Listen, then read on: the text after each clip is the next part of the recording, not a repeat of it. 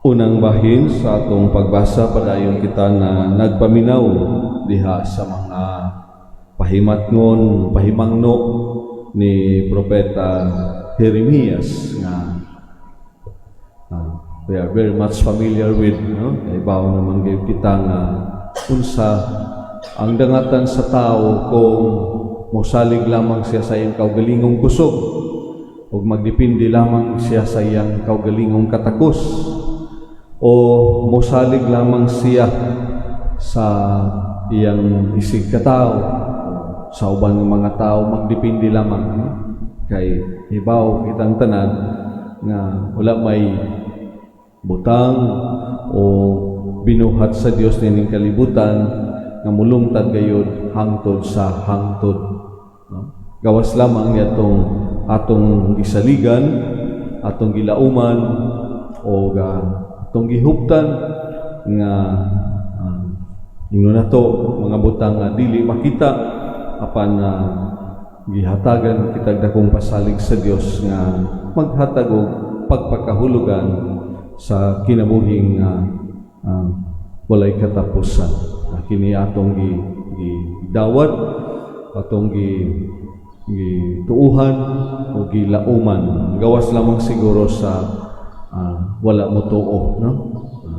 I know, I met some, no? At least usa nga first time nako nga nahimamat sa katao nga walay pagtuo sa Ginoo, pero indot man po ang iyang kinaiya sa kadoktor kaniadto dito pa ko sa Manila nag-eskwela sa theology, no?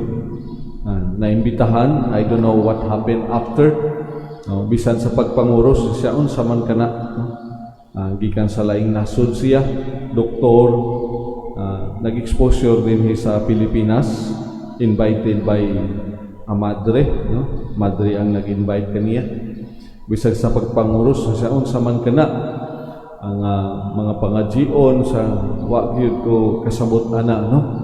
Bisag kanang santos nga misa wa, pero nagpuyo ka namo dito sa seminaryo sulod sa usa ka bulan, no? Hinay-hinay na curious, hinay-hinay murag boton say iyang naobserbahan kaya sa kinabuhi. Mukuyog po na mo kung mubisita mi sa mga squatters area, mga gagmay nga mga katilingban, mag-uban-uban po siya, no? Mag-uban-uban po siya. Yan. Later on, nindot na ang iyang mga pagpadayag. Ambot lang sa iyang pagpauli sa iyang kaugalingong naso dito sa Germany, what happened after, no? Kung idara naman siya, pero for how many years dito sa iyang kaugalingong nasod lahi ang iyang na matngunan diha sa kinabuhi, but he was very gentle, no? Maayo kayo og relasyon sa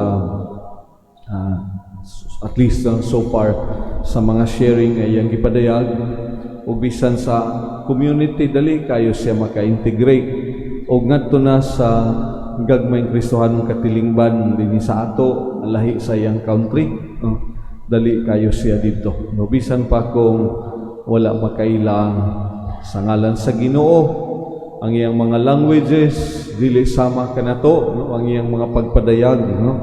Dili sama kanato kay for him niya kinira kinabuhi nga atong gipuy-an karon, that would matter how you would make it meaningful and fruitful to you. So bisan pa kung dili siya mag-mention mahitungod sa Dios, mahitungod sa Ginoo, mahitungod sa mga relihiyoso, espirituhanong mga pagtulunan pansa matang nga kinabuhi nga iyang gipuy-an, maila na mo unsa ang iyang gisaligan o unsa ang iyang gilauman o unsa ang bisan pagdili siya maka-mention mahitungod sa faith dimension, no?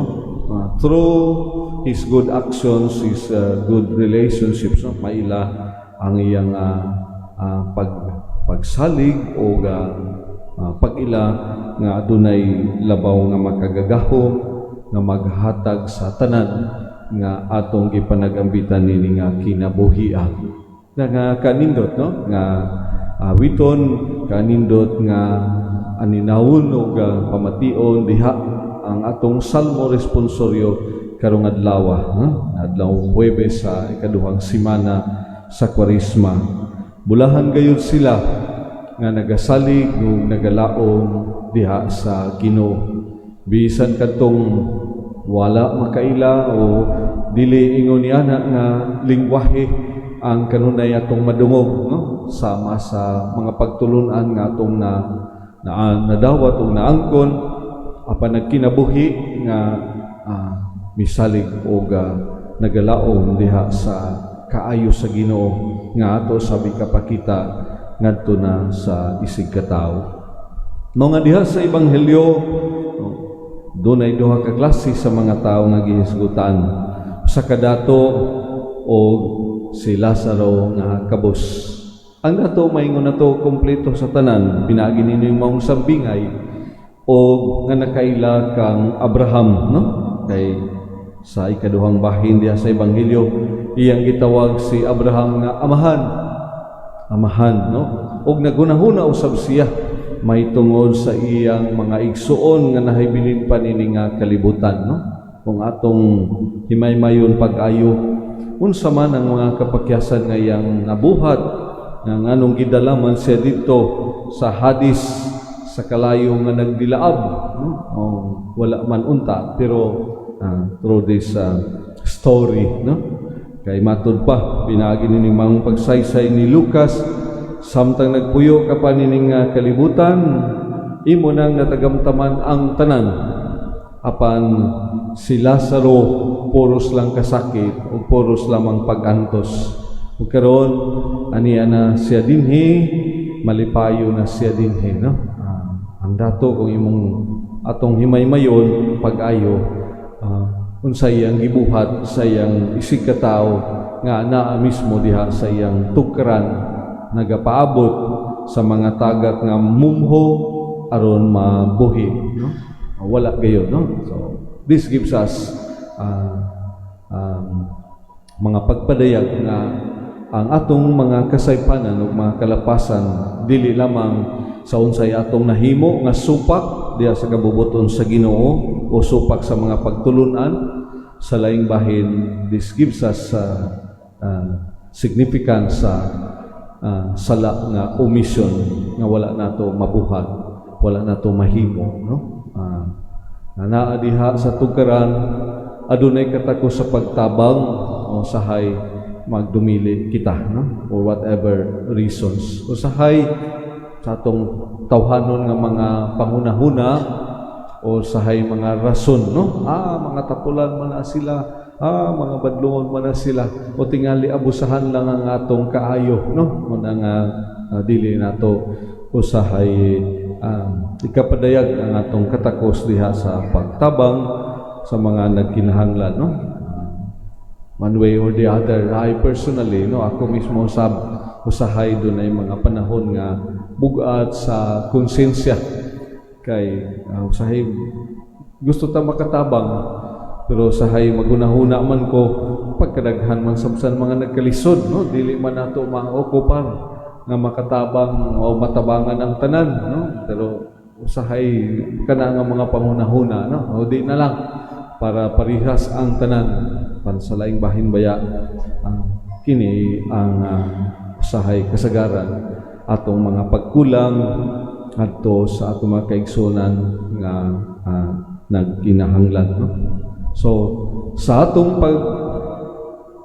padayon sa atong panaw adto na sa mahimayaong Pasko sa pagpasakit kamatayon pagkabanaw sa atong Ginoo sa atong mga balanse sa atong kinabuhi dili lang sa atong mga kapakyasan kundi usab adto na sa unsa ang atong mga kakulangan sa atong mga kaigsuonan labi na gayud sa mga panahon na aduna unta kitay katakos o kahigayunan diha sa pagtabang panusahay mupasulabi man ang atong tawhanon nga mga paghukom no mupasulabi man usahay ang atong kalibutanon usahay nga mga pagdesisyon o saray kaya nato unsa ray dili nato mahimo.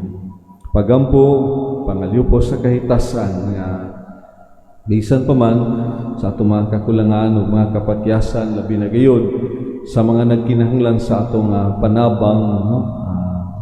Magpadayon lamang gihapon kita in one way or the other, in some other ways we can make it concrete ang atong paghatag o pagtagad sa mga nagkinahanglan. Ang atong kinabuhi sa laing bahin pinaagi nining maong sambingay naghatag og pagpakahulugan nga labigit gayud kung unsay atong gilauman human ining kinabuhing kalibutan. Not necessarily siguro nga baliktad gayud ang kinabuhi nga atong gipuy-an dinhi, dili na kana ato nga paghukom. Ang Ginoo ray nahibaw sa tanan, no? Kung aduna ba gayud kabaliktaran sa atong kinabuhi. Basta ang para nako ang gipadayag dinhi, lambigit gayud ang kinabuhi nga atong gipuy-an karon o sa umaabot.